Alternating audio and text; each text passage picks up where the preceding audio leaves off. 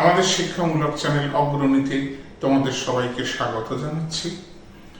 আমি আগের দিন তোমাদের আবহমান কবিতার কিছুটা অংশ পড়েছিলাম, সেটা তোমরা আই বাটনে ক্লিক করে দেখে নেবে।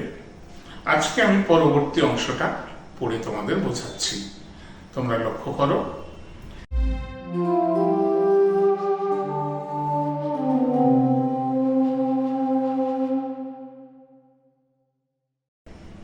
ফুরোয় না তার যাওয়া এবং ফুরোয় না তার আশা, ফুরোয় না সেই একগুঁয়েটার দুরন্ত পিপাসা। কবি কি সুন্দর কথা বলছেন। তার হৃদয়ের অন্তঃস্থল থেকে তিনি কথাটা বলছেন যে তার যাওয়া এবং আশা কখনো ফুরোয় না। আর দুরন্ত ফুরোয় নাকি সেই একগুঁয়েটার দুরন্ত পিপাসা। একগুঁয়েটার দুরন্ত পিপাসা কবি কেন বললেন? সেই বাল্যের স্মৃতি, মাতৃভূমির প্রতি যে টান আকর্ষণ, জন্মভিটার প্রতি যে টান আকর্ষণ, সেটা প্রচন্ড দুরন্ত পিপাসার মতো। দুরন্ত পিপাসার সঙ্গে কবিকে তুলনা করেছেন। সে মহা আকর্ষণ, খুব আকর্ষণ। সে আকর্ষণের টানে বারবার মানুষ ছুটে যায় তার মাতৃভূমির প্রতি। সারাটা দিন আপন মনে ঘাসের গন্ধ মাখে, সারাটা রাত তারায় তারায় স্বপ্ন এঁকে রাখে। সেই ছোটবেলার দিনগুলো কবি ভাবছেন। তখন সেই গ্রাম বাংলার জীবনে সারাটা দিন ঘাসের গন্ধ মেখে একটা শিশুর দিন কেটে যায়, একটা শৈশবের সময়গুলো অতিবাহিত হয়। আর সারাটা রাত তারায় তারায় স্বপ্ন এঁকে রাখে। আকাশে অনেক তারা প্রতিভাত হয় গ্রাম বাংলার রাতের আকাশে। সেগুলো দেখতে দেখতে সেগুলো তার বাল্যের অনেক স্বপ্ন, অনেক স্মৃতিকে ধরে রাখে। ফুরোয় না, তার কিছুই ফুরোয় না। মানুষ বড় হয়ে যায়, কর্মজীবনে প্রবেশ করে, বার্ধক্যে উপনীত হয়, কিন্তু এই সুন্দরতম মুহূর্তগুলো কখনোই ফুরোয় না। নোটে গাছটা বুড়িয়ে ওঠে কিন্তু মুড়োয় না।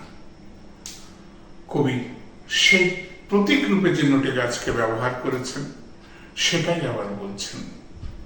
মানুষ বড় হয়, বুড়িয়ে যায়, কিন্তু তার শৈশবের স্মৃতি শেষ হয়ে যায় না। তাই কবি বলছেন নোটে গাছটা বুড়িয়ে ওঠে কিন্তু মুড়োয় না। যা গিয়ে ওই উঠানে তোর দাঁড়া লাউ মাচাটার পাশে।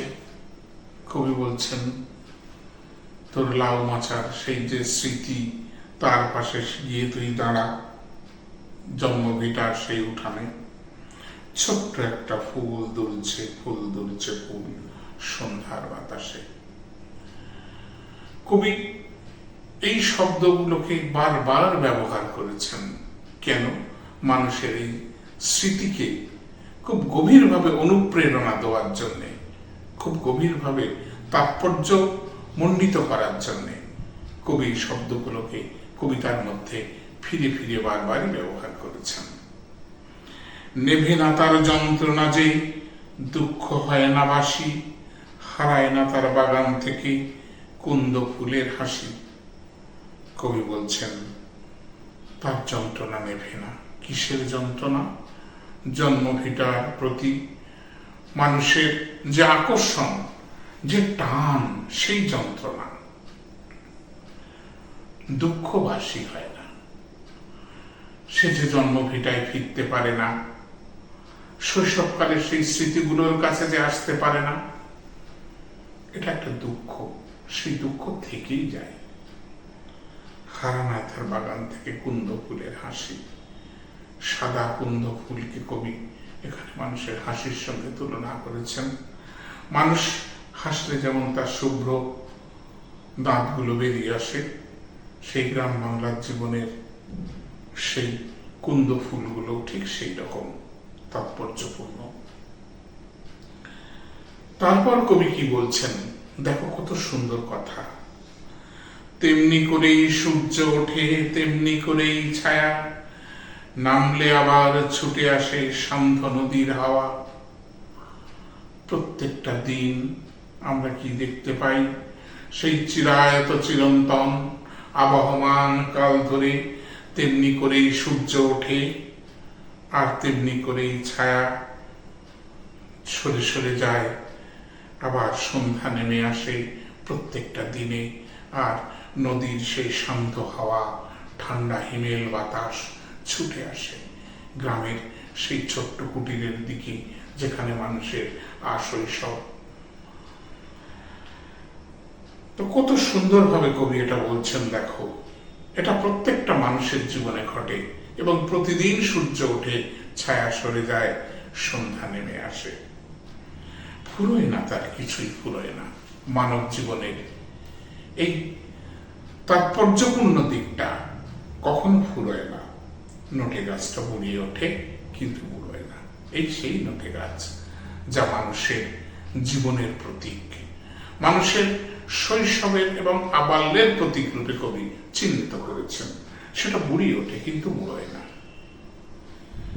জাগি ওই উঠানে তোর দাঁড়া, লাউ মাচাটার পাশে, এখনো সেই ফুল দুলছে ফুল দুলছে ফুল সন্ধ্যার বাতাসে। কবি এখানে এখনো শব্দটা ব্যবহার করলেন কেন? এটা আমাদের বুঝতে হবে, এটা আমাদের দেখতে হবে। কারণ যখন মানুষ তার বার্ধক্যে উপনীত হয়, তখন তার মনে হয় অনেক কিছুই যেন হারিয়ে গেছে। কিন্তু কবি বলছেন না, এখনো তুমি তোমার সেই জন্মভিটায় ফিরে যাও, গ্রাম বাংলার সেই জীবনে তুমি ফিরে যাও। সেখানে গেলে দেখবে সেই সন্ধ্যার ফুল এখনো দুলছে, যেগুলো ছিল তা ঠিকই আছে। তোমার সেই স্মৃতিকে তুমি আবার তোমার স্মৃতির পটে রোমন্থন করে মেখে নিতে পারো তোমার হৃদয়ে, তোমার সবকিছুতে। তাই কবি বলছেন এখনো সেই ফুল দুলছে ফুল দুলছে ফুল সন্ধ্যার বাতাসে। এক চিরন্তন এক মানুষের চিন্তা ভাবনা, সহজাত প্রবৃত্তিকে কবি এখানে তুলে ধরেছেন। তাই কবিতাটার নাম আবহমান অত্যন্ত সার্থক রূপে পরিগণিত হয়েছে। আমরা দেখতে পাচ্ছি এটা মানুষের চিরকালীন এক অভ্যাস, এক স্বভাব। কবিতাটা পুরো তোমাদের পড়ালাম, বুঝিয়ে দিলাম, নিশ্চয়ই আশা করি তোমরা বুঝতে পেরেছ।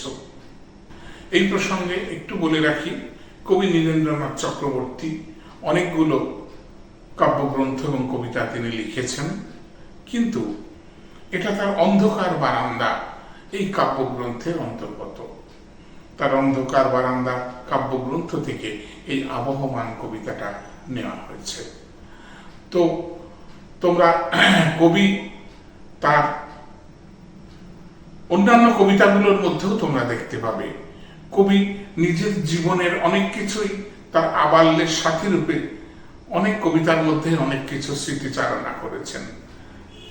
আমরা কবির অন্যান্য কবিতাগুলোর মধ্যেও দেখতে পাবো যে তিনি কিভাবে তার সেই শৈশবের স্মৃতি, তার গ্রাম্য জীবনের স্মৃতি, তার গ্রামের সমস্ত জীবনের যে মনে রাখার মতন স্মৃতিগুলোকে তিনি জড়িয়ে অনেক কবিতা লিখেছেন।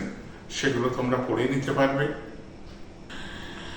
এই কবিতাটা আগের দিন আমি প্রথম অংশটা পড়িয়েছিলাম, সেটাও তোমরা আই বাটনে ক্লিক করে দেখে নিতে পারবে।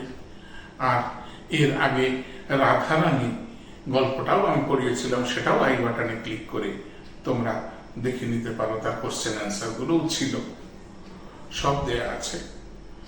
তো আমি পরের দিন পরবর্তী ক্লাসে এই আবহমান কবিতার এমসিকিউ গুলো, ছোট প্রশ্ন উত্তর গুলো করাবো। তোমরা আশা করি এই কবিতাটা আবার পড়বে এবং ভালোভাবে দেখে নিয়ে খুব সুন্দরভাবে আমি বুঝিয়ে দিয়েছি, নিজেরাও একটু পড়ে বোঝার চেষ্টা করবে, বা আমার এইটা ভিডিওটা চালিয়ে আবার তোমরা দেখে নিয়ে বোঝার চেষ্টা করবে। আমি কবিতার আভ্যন্তরীণ অর্থগুলোকে খুব সুন্দরভাবে বোঝানোর চেষ্টা করেছি।